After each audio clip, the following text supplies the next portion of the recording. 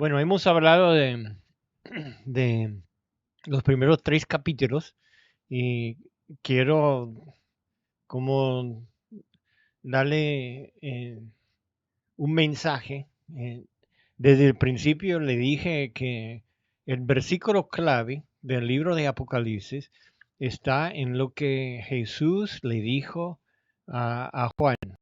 Apocalipsis capítulo 1, versículo 19. El Señor le dijo a Juan, escribe las cosas que has visto y las que son y las que han de ser después de estas. Y allí tenemos una división, tres partes, las cosas que había visto, las cosas que son, que habla de la edad de la iglesia, que ya tenemos varias semanas pasando esa información en capítulos 2 y 3. Y ahora, hoy empezamos la última división, las cosas que han de ser después de esta. Ahora, muchas personas interpreten el libro de Apocalipsis de maneras distintas.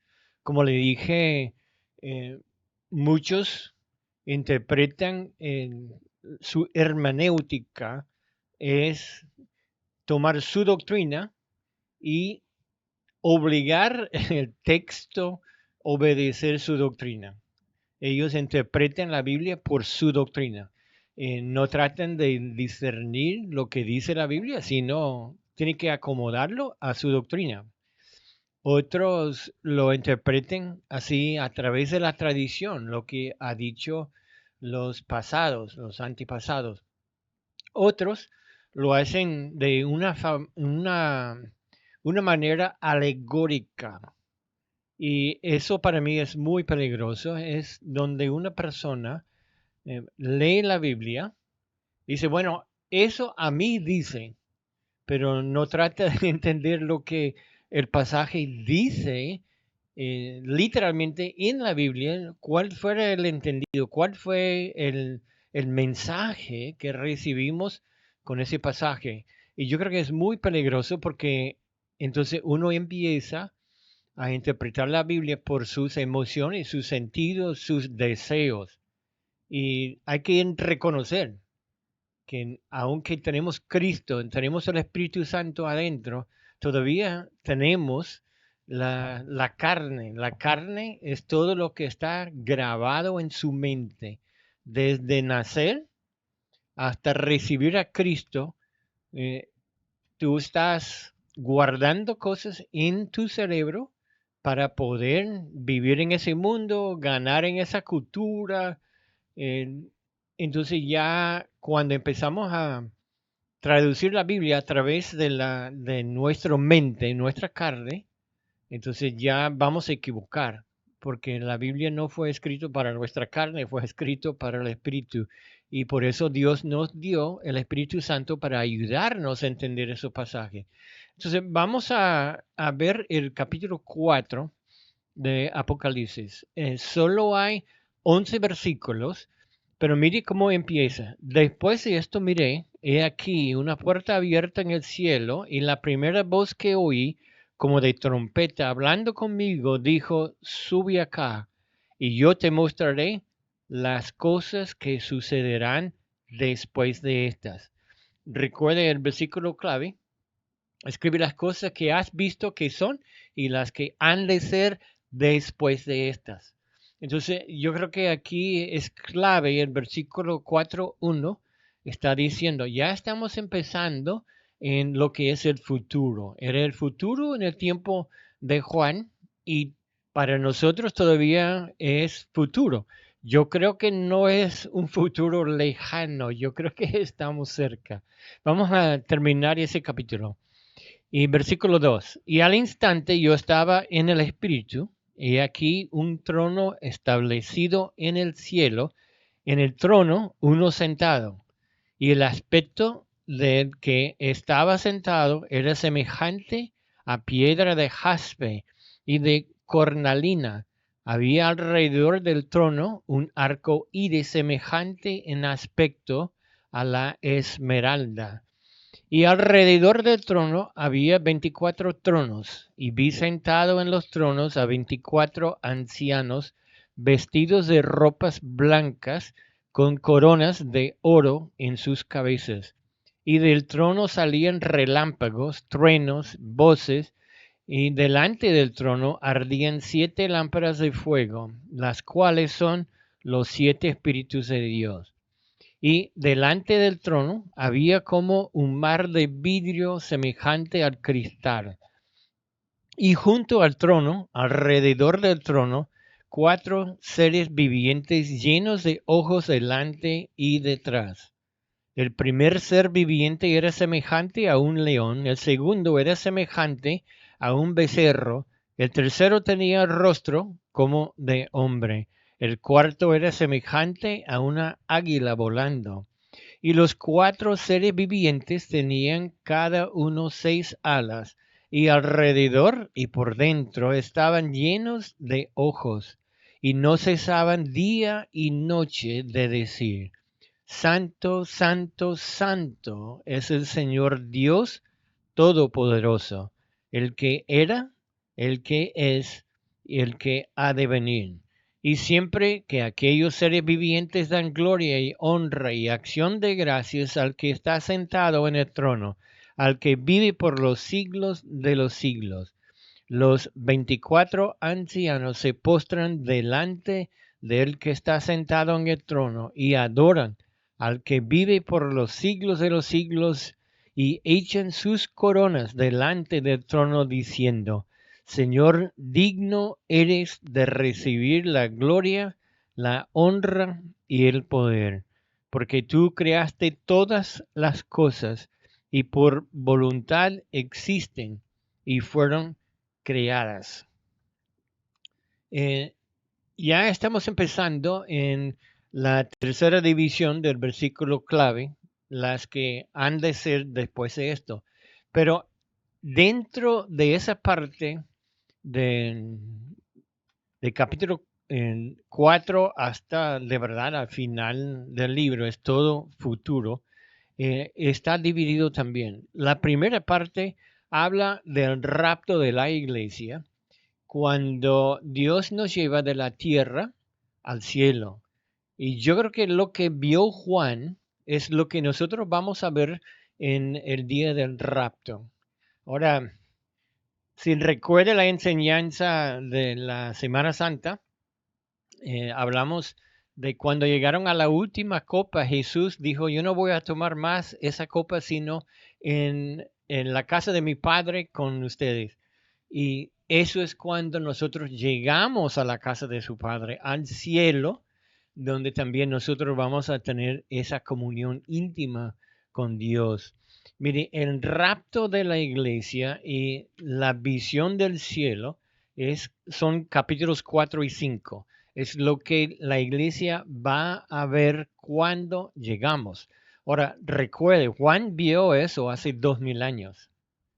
Y hay ciertas cosas que vemos allí y vamos a tratar de interpretarlos lo mejor, digamos, lo más real posible. En esa parte que va de aquí en adelante, hay muchas interpretaciones. Va a escuchar a gente que habla de helicópteros, de tanques de guerra, de muchas cosas. Yo no lo creo. Yo voy a tratar de interpretarlo lo más literal usando la Biblia para hacerlo. Si recuerde, yo le dije que en esa parte de la Biblia vamos a ver que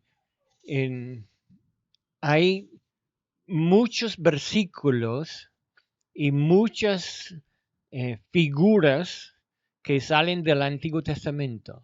Entonces, para entender el libro de Apocalipsis, de verdad tiene que ver el Antiguo Testamento, porque lo que está escrito aquí en Apocalipsis, la gran mayoría ya estaba escrito en el Antiguo Testamento y vamos a ver eso. Entonces, la primera parte es el rapto de la iglesia. Jaime, disculpa ahí que te interrumpa. Y ahí también yo creo que algo que es clave a los que nos oyen porque la idea que tenemos con eso también es que usen esto como herramienta y que les ayuden a profundizar, pero que yo siempre digo que quiten esa mochila dogmática y cultural, porque muchas veces el problema que tenemos de interpretar Apocalipsis o aplicarlo en nuestra vida es que lo queremos aplicar con la cuestión literaria o los ejemplos actuales. Y por eso es que muchos dicen, no, que cuando habla de esta descripción, en realidad para él lo veía así, pero está hablando ciertos artefactos nuevos. Pero recordemos Sí, que la persona que está escribiendo, que es Juan, solamente está expresando de manera literaria de lo que él conoce y por eso usa, ¿cómo se llama? Ejemplos como cabeza de caballo, como cola de escorpión sí, porque obviamente era lo que estaba viendo. Y aunque Apocalipsis sí es un libro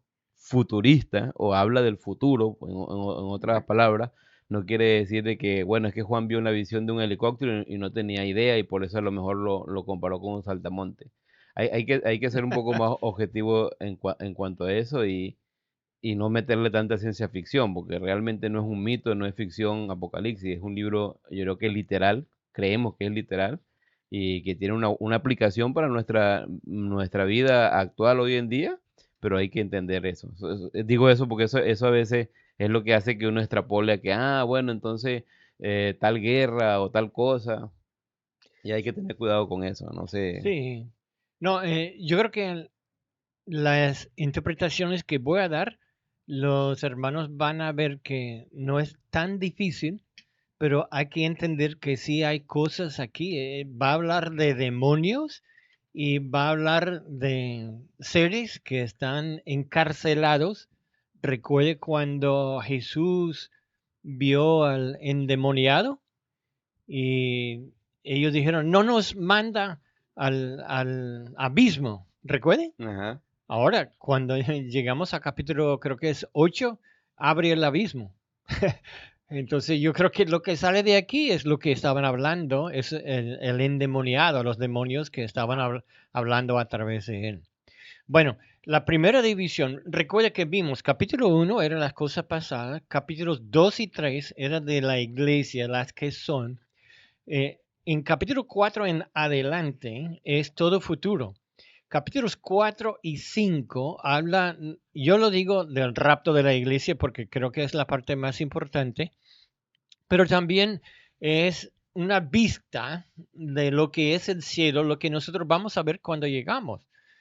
Y es diferente de lo que la mayoría de las personas piensan. Cuando llegamos a capítulo 6, empieza hablando de la tribulación. De capítulo 6 hasta capítulo 19 habla de la tribulación. ¿Ok? Cuando seguimos, llegamos a la próxima parte, el capítulo 20, y habla del milenio. Ahora, el milenio ha sido problema para muchos comentaristas, porque ellos tienen doctrinas que no permiten el milenio. Entonces quiere decir que no, que todo lo demás puede ser literal, pero eso no es literal, no va a haber 1000 años. Miren, desde el Antiguo Testamento, la Biblia está hablando de Cristo reinando sobre el trono de David en Jerusalén, sobre todo el mundo. Eso no ha sucedido nunca, pero después de la tribulación, en capítulo 20 habla de 1000 años donde Satanás va a estar en cadenas, no puede molestar, no puede atacar, no puede hacer nada. Entonces, yo creo que vamos a volver, lo que veo en Isaías capítulo 11 en adelante, habla de lo que yo pienso que es el milenio, donde el león y la oveja están acostados, el niño juega con serpientes y no le hacen daño, que las personas viven, dice que si mueren de 100 años, mueren joven.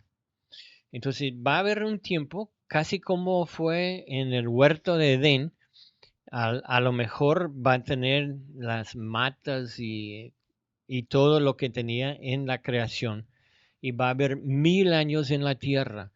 habla de otras cosas porque al final el Señor vuelve y hacer entonces ya el juicio.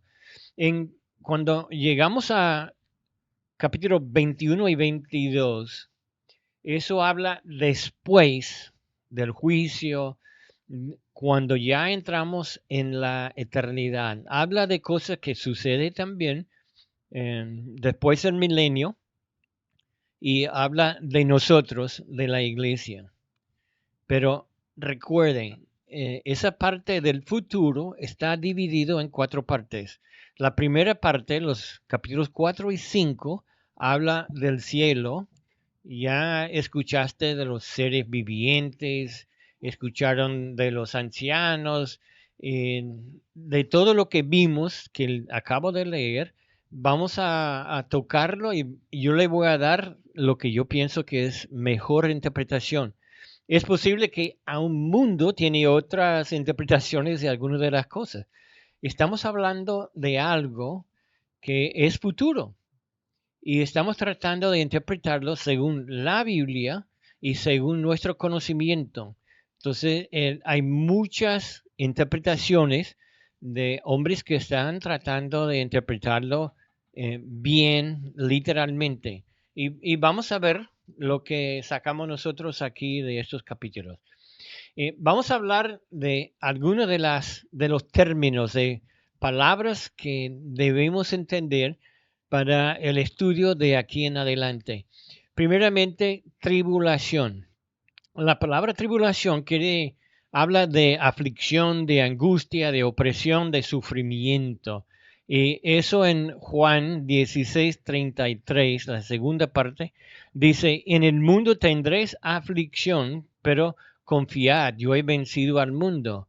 En Hechos, capítulo 14, 22, perdón, Hechos 14:22, la última parte dice, a través de muchas tribulaciones extremos en el reino de Dios. Y Romanos capítulo 5, versículo 3, no solo esto, sino que también nos gloriamos en las tribulaciones sabiendo que la tribulación produce paciencia. En Primera Tesalonicenses capítulo 3, los versículos 3 y 4, dice, a fin de que nadie se inquiete por estas tribulaciones, porque vosotros mismos sabéis que para esto estamos puestos, porque también estando con vosotros os predecíamos que íbamos a pasar por tribulaciones como ha acontecido y sabéis. Segunda de Timoteo, la última carta de Pablo, también Pablo escribió a Timoteo en capítulo 3, versículo 12, dijo, y también todos los que quieren vivir piadosamente en Cristo Jesús, padecerán tribulación. Ahora, aquí estamos hablando de tribulación o sufrimiento, en aflicción que el cristiano pasa aquí en ese mundo. Y muchas personas dicen, mire, están equivocados porque no hay 7 años de tribulación, porque la Biblia dice que eso es el pan de cada día para la iglesia, para los cristianos. Pero yo creo que otro término que yo creo que debemos entender no es solamente la palabra tribulación, sino la tribulación.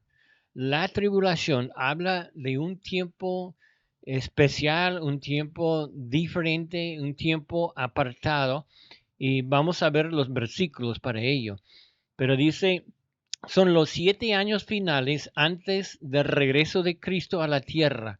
Se llama también la semana 70, 70ª semana en el libro de Daniel. Vamos a ver eso en Daniel 9:27. En Apocalipsis 3:10 dice, por cuanto has guardado mi palabra, de la palabra de mi paciencia, yo también guardaré de la hora de la prueba que ha de venir sobre el mundo entero.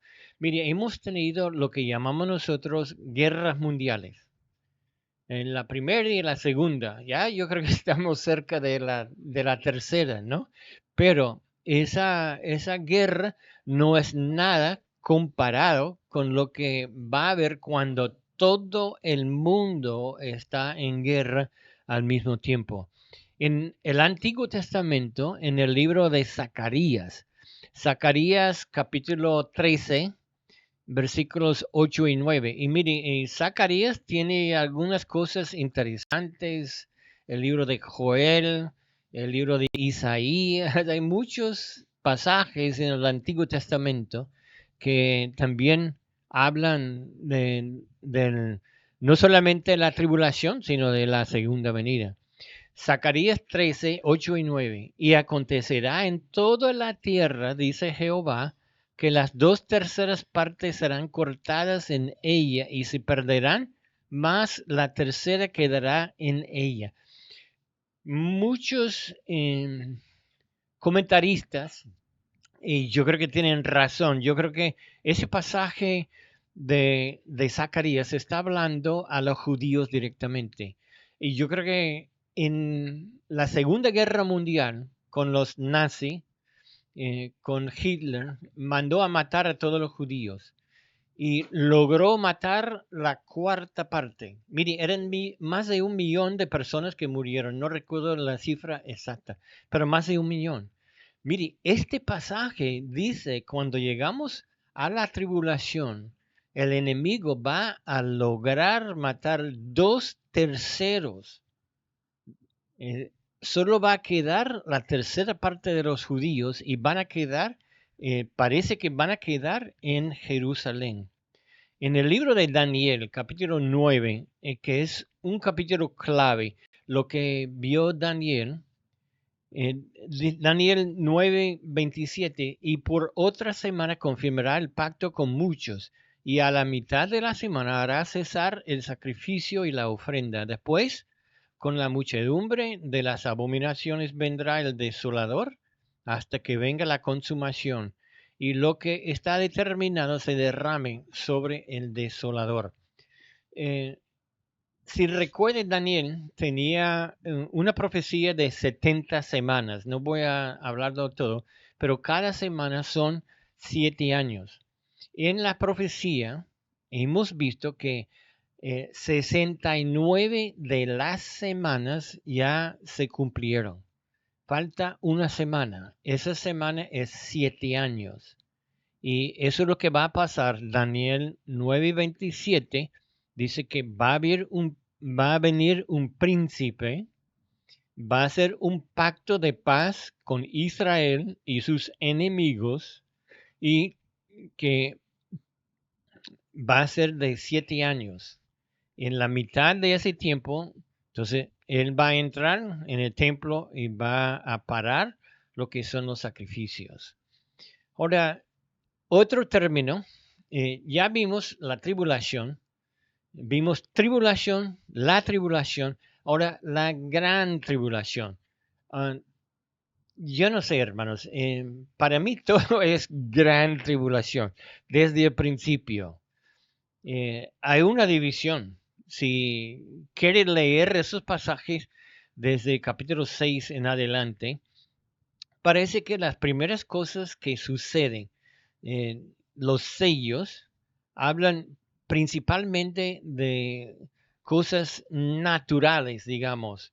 Va a haber terremotos, va a haber varias cosas, pero como asuntos naturales. El Señor va a usar la naturaleza para empezar lo que son los 7 años. Luego, cuando llegamos a las trompetas, a la mitad de las trompetas, empieza a haber ataques espirituales de Satanás contra el enemigo, contra nosotros, que nosotros vamos a ser el enemigo de Satanás. Ahora, la gran tribulación, mucha gente han dicho que son los últimos 3 años y medio antes del regreso de Cristo. Y puede ser, porque ya es la parte donde empieza el ataque espiritual y luego las copas de la ira de Dios, que sí, de verdad, es gran tribulación para los habitantes de la tierra.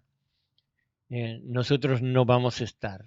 En Marcos 13:9 dice, porque aquellos días serán de tribulación, cual nunca ha habido desde el principio de la creación que Dios creó hasta este tiempo, ni la habrá. En Jeremías dice en capítulo 30, versículo 7, cuán grande es aquel día, tanto que no hay otro semejante a él, tiempo de angustia para Jacob. Ahora, cuando habla de Jacob, habla de los descendientes de los judíos. Hay que recordarles. En Daniel capítulo 11, el penúltimo capítulo de Daniel, Daniel tuvo una visión. En capítulo 11, también los versículos 31 a 33. Y se levantarán de su parte tropas que profanarán el santuario y la fortaleza, y quitarán el continuo sacrificio y pondrán la abominación desoladora.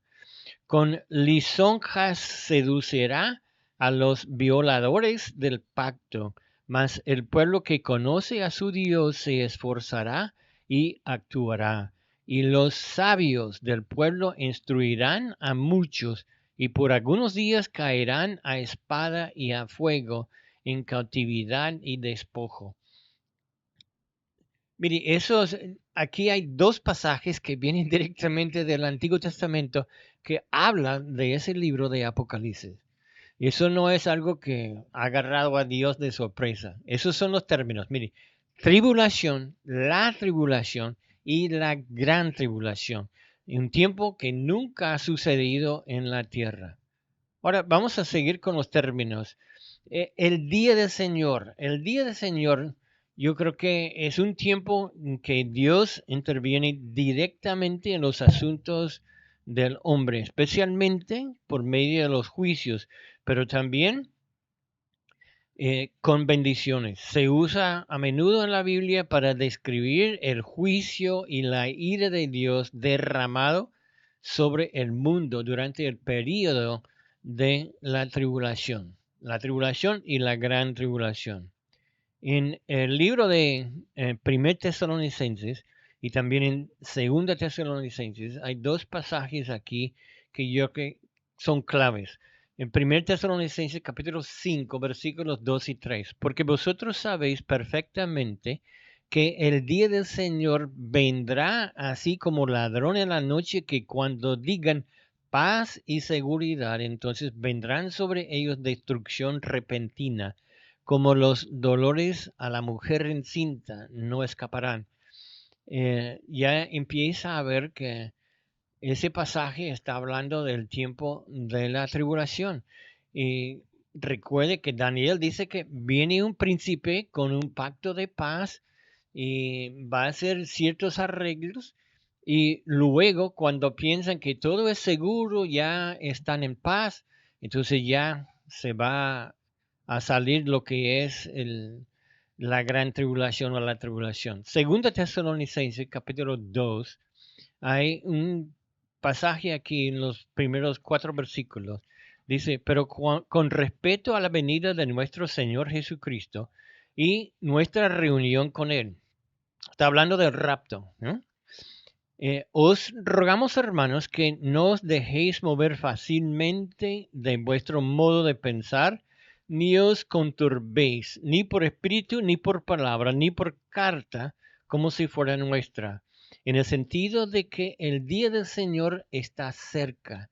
Nadie os engañe en ninguna manera, porque no vendrá sin que antes venga la apostasía y se manifieste el hombre de pecado, el hijo de perdición, el cual se opone y se levanta contra todo lo que se llama Dios o es objeto de culto, tanto que se siente en el templo de Dios como Dios, haciéndose pasar por Dios.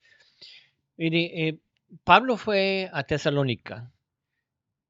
Pensamos que según el relato en el libro de Hechos, solo estuvo de 3 a 6 semanas y predicó, enseñó en la iglesia.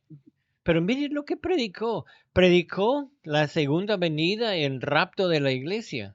Él habló de esa parte de la tribulación. Mucha gente dice, no, que Mire, eso se confunde y eso causa mucho problema. Pablo pensó que era tan importante que fue una de las primeras cosas que enseñó en la iglesia de Tesalónica. Yo creo que la iglesia hoy día debe estar estudiándolo porque muchas cosas están sucediendo que a mí me hace pensar que Cristo viene pronto. Mire, yo tengo 76 años y yo pienso que Cristo puede venir antes de mi muerte. Y yo sé que no tengo muchos años más, pero el Señor está al punto de volver y llevar a la iglesia. Bueno, otro término es la semana 70 de Daniel. En- en- Vamos a ver Daniel, capítulo 9, los versículos 26 al 27. Recuerden, Daniel 9, 24 a 27 es una profecía que fue dado a Daniel que habla de 70 semanas, pero no son semanas de días, sino semanas de años. Los judíos usan mucho el número 7, ¿ok? Entonces habla de semanas, pero está hablando el número 7 más que todo. Sabemos que Cristo vino según la profecía y que murió y que se fue al cielo en los primeros dos versículos. Cuando llegamos al versículo 26, dice que habrá 7 semanas para la recuperación de, yo creo que es la plaza o la pared de Jerusalén y después habrá 62 semanas. Eso es lo que habla aquí en el versículo 26. Y después de las 62 semanas se quitará la vida del Mesías, mas no por sí, hablando de que lo van a matar, lo van a quitar su vida. Y el pueblo de un príncipe que ha de venir destruirá la ciudad y el santuario, y su fin será con inundación, y hasta el fin de la guerra durarán las devastaciones. Eso sucedió la primera vez en el año 70, cuando vinieron ya los romanos y destruyeron la ciudad. Versículo 27. Y por otra semana, recuerde que ya nos ha mostrado lo que ha de suceder en las primeras 69 semanas, pero falta una semana de años, 7 años. Y dice, y por otra semana confirmará el pacto con muchos. A la mitad de la semana hará cesar el sacrificio y la ofrenda. Después, con la muchedumbre de las abominaciones, vendrá el desolador hasta que venga la consumación y lo que está determinado se derrame sobre el desolador. Habla del hombre que viene para hacer el pacto, que va a empezar lo que es la tribulación, pero también en el libro de Daniel está reconocido como la semana 70.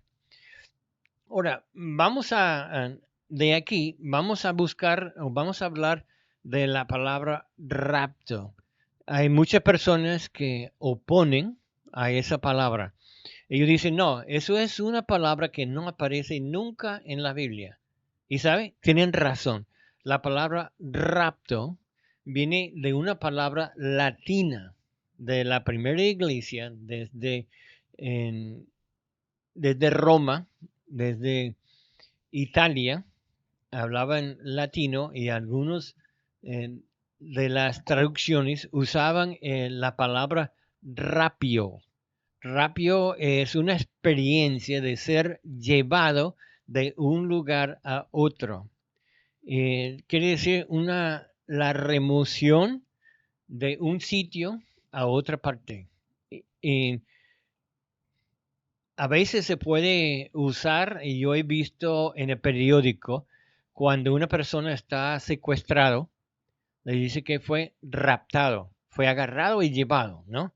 Y ese es donde viene la palabra rapto. Viene del latín, ser llevado en espíritu o en cuerpo. Ahora, eso habla cuando hablamos del rapto de la iglesia, estamos hablando de cuando Cristo viene y lleva la iglesia. Ahora, ¿qué es la iglesia? La iglesia se compone de todas las personas que han recibido a Jesucristo como su Salvador. Y ellos son creyentes, el Espíritu Santo vive, mora en el creyente. Eso es importante, que debe entender eso. En el griego, la palabra es harpazo. Harpazo significa exactamente lo que es la palabra latina. Quiere decir arrebatar o llevar, ser llevado. Esa palabra aparece en varios versículos. No voy a leer todos los versículos. Cuando llegamos a 1 Tesalonicenses, capítulo 4, que es quizás el pasaje que habla más claro y en más detalles de lo que es el rapto de la iglesia. La palabra harpazo está traducido arrebatar. Entonces ya eso lo vamos a ver. Mire, la palabra sí, rapto, es bíblico y hay ejemplos de raptos. Hay 7 raptos en la iglesia, en la Biblia. Vamos a ver esos 7. Primero, recuerda en el libro de Génesis, capítulo 5, versículo 24. Dice la Biblia, caminó pues Enoc con Dios y desapareció porque le llevó Dios. Es decir, que Dios lo raptó, lo llevó al cielo. Ahora, sabemos que lo llevó vivo. No murió, no quedó su cuerpo. Es la primera. La segunda era el hombre Elías. Elías estaba andando con Eliseo. En Segunda Reyes, capítulo 2, en los versículos 1 al 11, y dice que, y aconteció que yendo ellos, Elías y Eliseo, y hablando, he aquí un carro de fuego con caballos de fuego apartó a los dos. Elías subió al cielo en un torbellino en ese carro de fuego. Fue llevado de un sitio a otro. En 2 Pablo está hablando de su experiencia y dice en 2 Corintios 12:24, conozco a un hombre en Cristo que hace 14 años, si en el cuerpo, no lo sé, si fuera del cuerpo, no lo sé, Dios lo sabe. Fue arrebatado, fue raptado hasta el tercer cielo. Y conozco al tal hombre, si en el cuerpo o fuera del cuerpo, no lo sé, Dios lo sabe, que fue arrebatado al paraíso, donde oyó palabras inefables que no le es dado al hombre expresar. La mayoría de los comentaristas, los estudiosos de la Biblia, dice que Pablo está hablando de sí mismo, que Dios le dio una visión del cielo, que lo llevó y él vio y escuchó. ¿Ok? En el libro de Hechos, recuerde que el hombre Felipe estaba ganando mucha gente y cuando el Espíritu Santo lo llamó para ir y hablar con otra persona. En capítulo 8, versículo 35 en adelante, dice, entonces Felipe, abriendo su boca, comenzando desde esta escritura, le anunció el Evangelio de Jesús. Está hablando de eunuco, que viene de África, ¿no? Está explicándole un pasaje en Isaías que él estaba leyendo. Entonces le anunció el Evangelio de Jesús. Le dijo, mire, eso está hablando de Jesucristo. Es el que murió recién y es el Salvador. Entonces el hombre creyó. Entonces yendo por el camino llegaron a cierta agua y dijo el eunuco, he aquí agua. ¿Qué impide que yo sea bautizado? Felipe dijo, si crees de todo corazón, bien puedes. Mire, quiero parar aquí porque es el único requisito para el bautismo, hermano. No es una clase, no es un estudio, sino es lo que dice aquí Felipe. Si crees de todo corazón, bien puedes. Y respondiendo dijo, yo creo que Jesucristo es el Hijo de Dios. Eso es el testimonio que uno debe dar para recibir el bautismo. ¿Ok? Yo creo que no es mala idea darle clase porque yo creo que la mayoría de la iglesia necesita muchas clases para entender mejor la Biblia, pero no es un requisito para el bautismo, ni un año, ni tiene que ser tantos años, ni tiene que ser de otra cosa. Bueno, ya dejo eso atrás. En versículo 29, no, versículo 38, y mandó parar el carro y descendieron ambos al agua, Felipe y el eunuco, y le bautizó. Cuando subieron del agua, el Espíritu del Señor arrebató a Felipe y el eunuco no le vio más y siguió gozoso su camino. Pero Felipe se encontró en Azoto y pasando anunciaba el Evangelio en todas las ciudades hasta que llegó a Cesarea.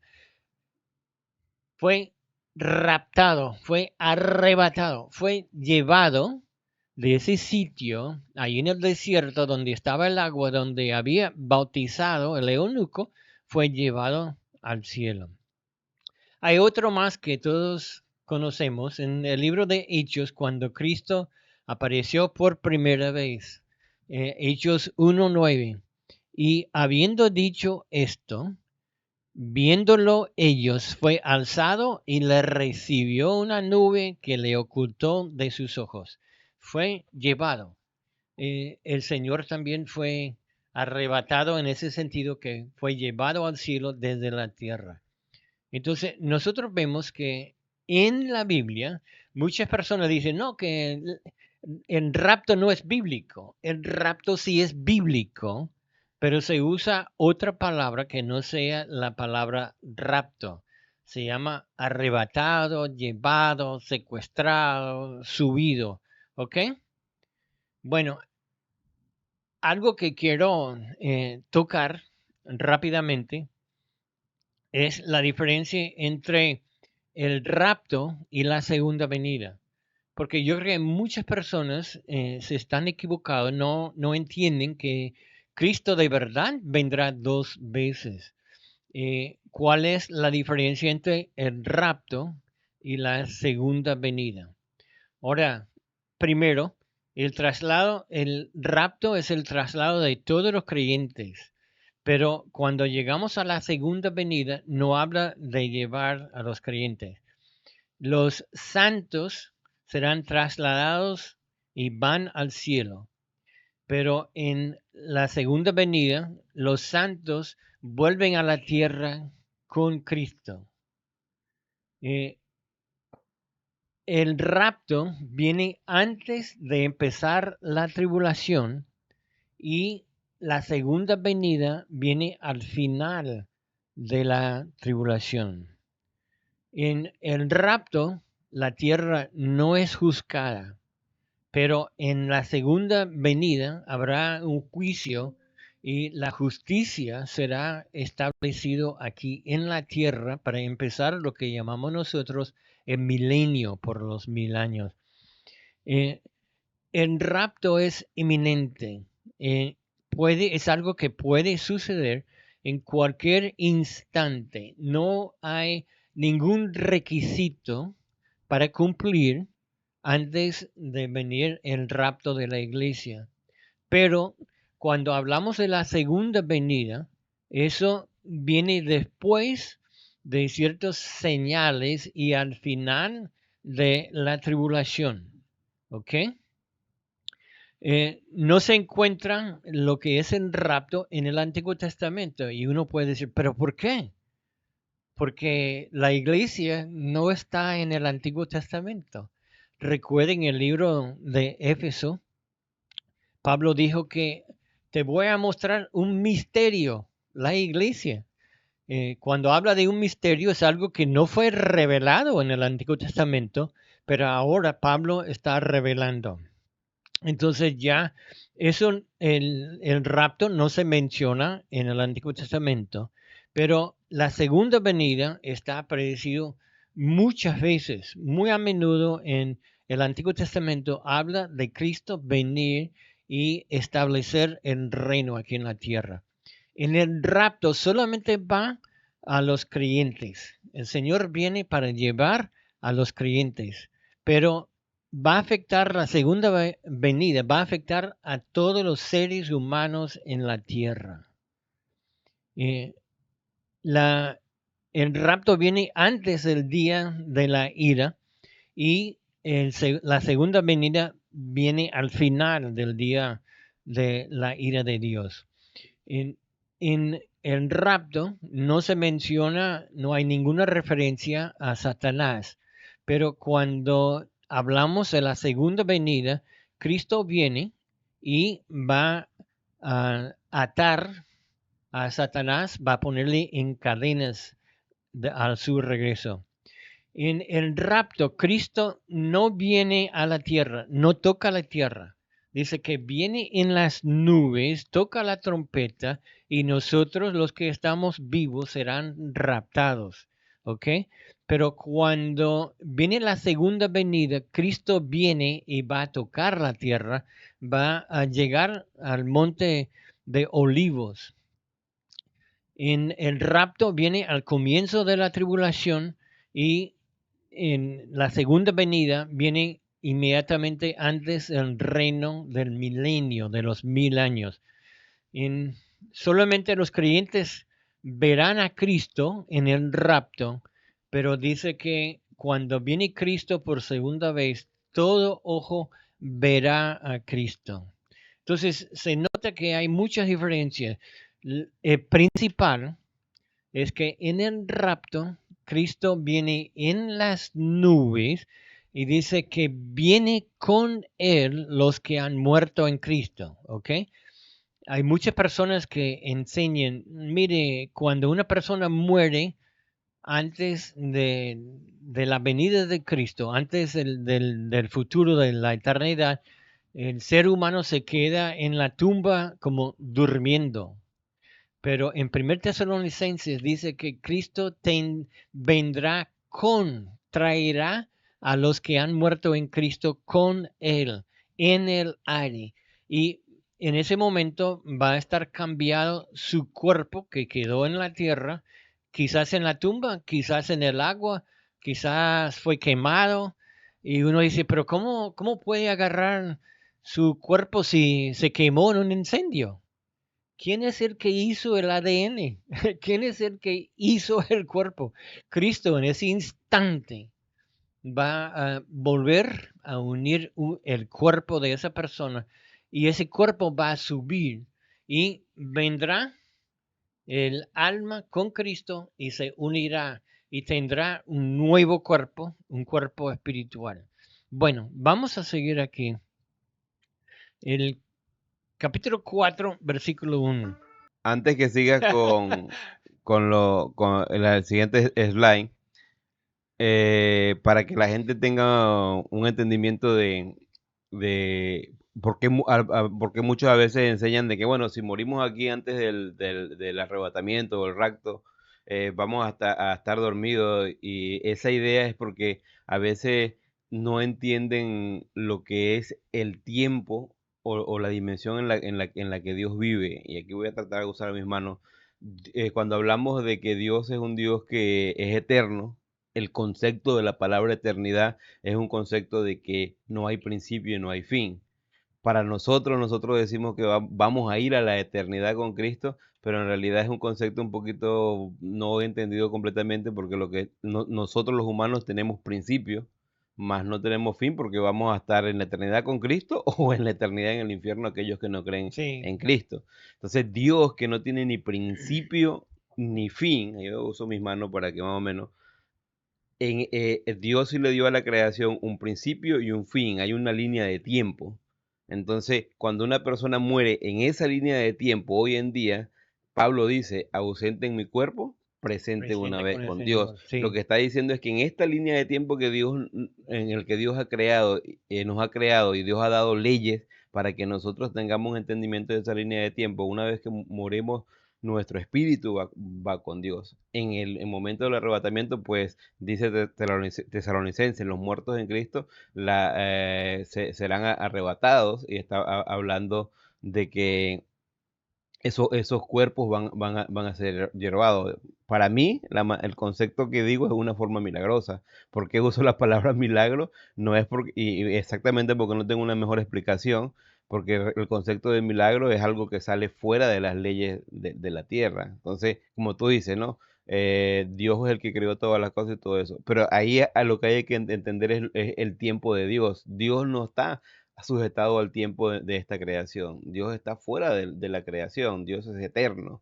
Entonces para Dios a veces lo dice con palabras simples, a lo mejor para Él, para nosotros nos cuesta, pero Pablo lo dice claramente, ausente en mi cuerpo, presente con Dios de una vez. Posicionalmente estamos sentados con Cristo en lugares celestiales.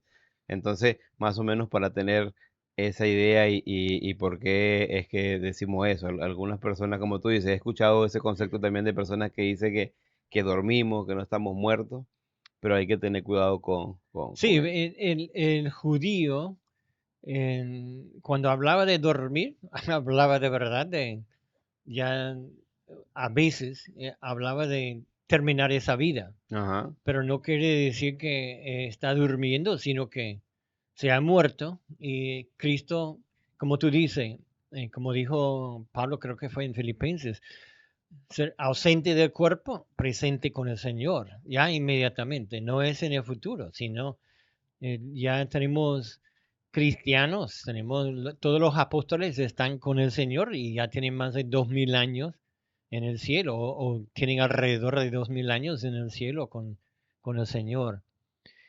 Nosotros no entendemos lo que es eternidad. Yo recuerdo que había una canción en inglés, cuando ya tenemos 1000 años, estamos empezando, pero Ah, no hay años, no hay tiempo. Dice Génesis 1:1, en el principio.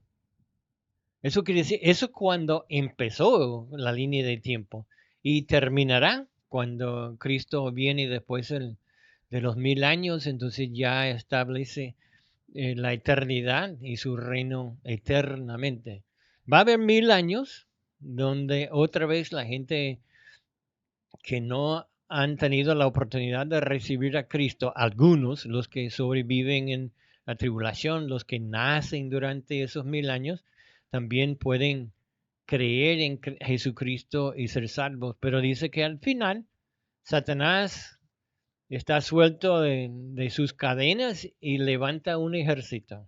sí. Bueno, y ahí otra vez como le invitamos a que continúe con nosotros en la clase y no solamente se quede con ese concepto, porque la idea es explicarlo. No podemos explicarlo ahorita No, estamos tratando de ir cronológicamente con lo que son los capítulos. Pues entonces, de acuerdo al capítulo, hoy estás a grandes rasgos. Bueno, ahí voy a la siguiente slide, ya le quité el sonido de trompeta a este. ya lo quitaste. Sí, No, ya terminó el tiempo, ya son casi las 7 aquí.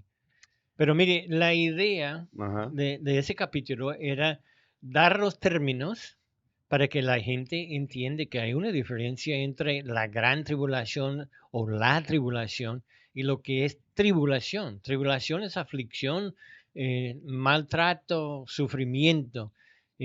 Como dice Santiago, que debemos gozar cuando nos encontramos en varias pruebas, ¿no? Porque eso también nos ayude. Pero no está hablando de cuando nos encontramos en la tribulación, porque eso va a ser totalmente diferente. La tribulación, vamos a hablar de por qué la tribulación, cuál es la razón y por qué la iglesia no va a pasar por la tribulación. Ahora, en las notas que mandé a Miguel para hacer copias, hay muchos versículos que dejé. Y, y una de las cosas, dejé muchos versículos también hablando de que el rapto de la iglesia es inminente, es la gran esperanza de la iglesia. No tiene que pasar, suceder, más nada. Hay cosas que pueden suceder, pero no hay un requisito antes de Cristo venir y llevar la iglesia. Entonces tenemos que anunciar y estar preparado. Y dice que hay una corona para los que esperan su venida. Y otra cosa que también hay que entender ahí en ese concepto de gran tribulación o esa tribulación de 7 años, como tú dices, que muchos lo presentan como tribulación, gran tribulación, 3 años y medio, todas esas matemáticas. Yo creo como tú, yo creo que va a ser una gran tribulación.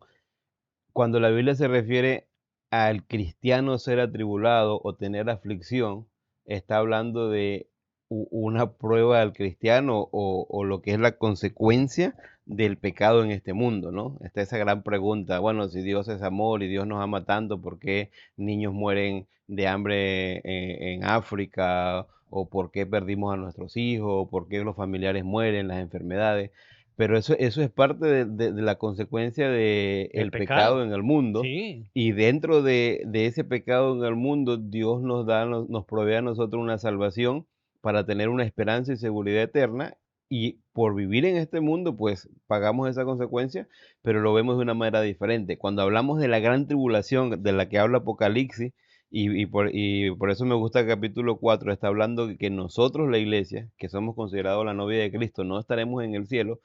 No estoy diciendo que no va a haber creyentes en la gran tribulación. Yo creo como tú, yo creo que en la gran tribulación va a ser el tiempo en el que más creyentes va a haber a pesar de la aflicción. sí, Pero esa gran tribulación que se va a vivir en el que describe Apocalipsis no va a ser tanto para la iglesia, porque la iglesia no va a estar, va a ser para la creación en sí. Y aún a pesar de eso, muchas personas van a tener la oportunidad de creer en Cristo. La condición de ser salvo es creer en poner tu fe en Cristo. Ahora, la condición de vivir la vida, la tribulación va a ser más difícil de lo que vive hoy uno en día. Y por eso yo creo que hay que ser agradecido en este tiempo, porque uno es creyente y pasa por tribulaciones difíciles. En estos días estoy escuchando un libro en el que el tipo describe ¿cómo se llama? Sus aflicciones y a veces hace alguna descripción y él dice, si no eres pobre no entiendes eso, o si no fuiste pobre alguna vez no entiendes eso. Pero las tribulaciones son más que pobreza, hay cuestiones emocionales, físicas, enfermedades, todo eso.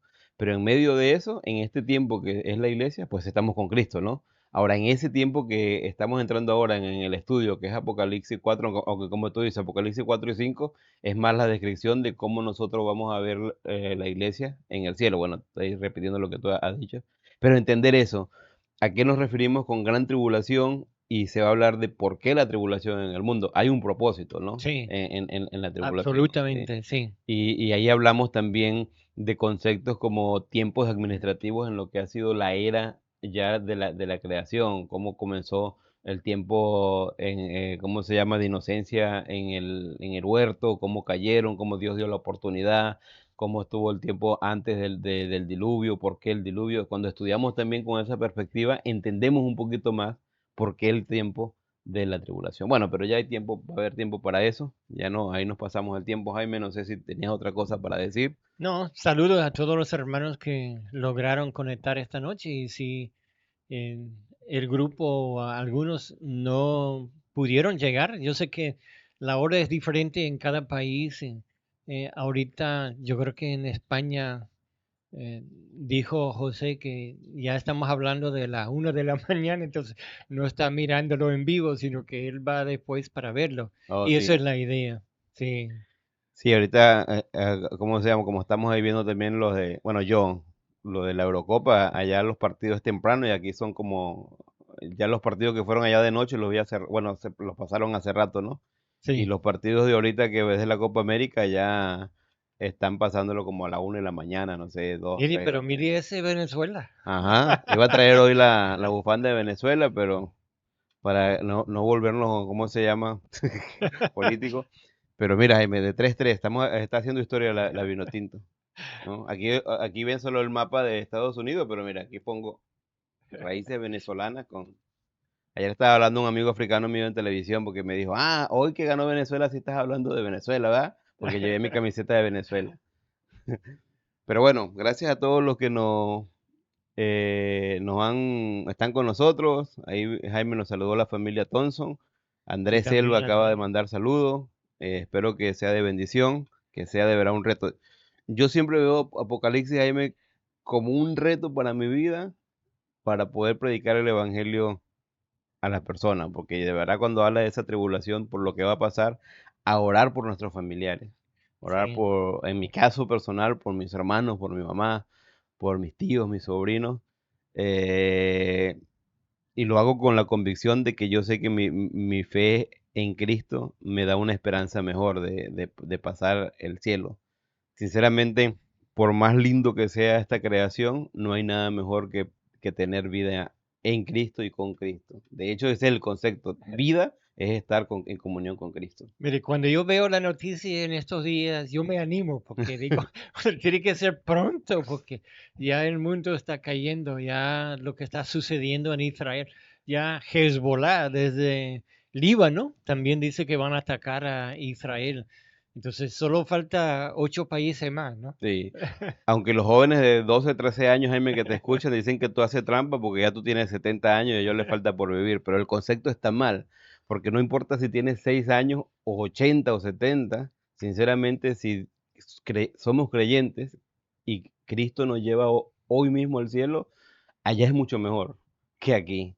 No importa, a pesar del fútbol, a pesar de la comida, a pesar de todo, va a ser mucho mejor en el cielo con Cristo. Y eso Oh, es mi esperanza, eso es mi ganas de desear que, pues, Maranata, que Cristo venga amén, pronto. amén. Bueno, Maranata. que el Señor les bendiga. Gracias, Jaime, por compartir. Seguimos la próxima semana, ya la próxima semana el desarrollo de Apocalipsis capítulo 4 con Jaime Bergil. Dios te bendiga, Jaime. Gracias por compartir. Gracias por la oportunidad.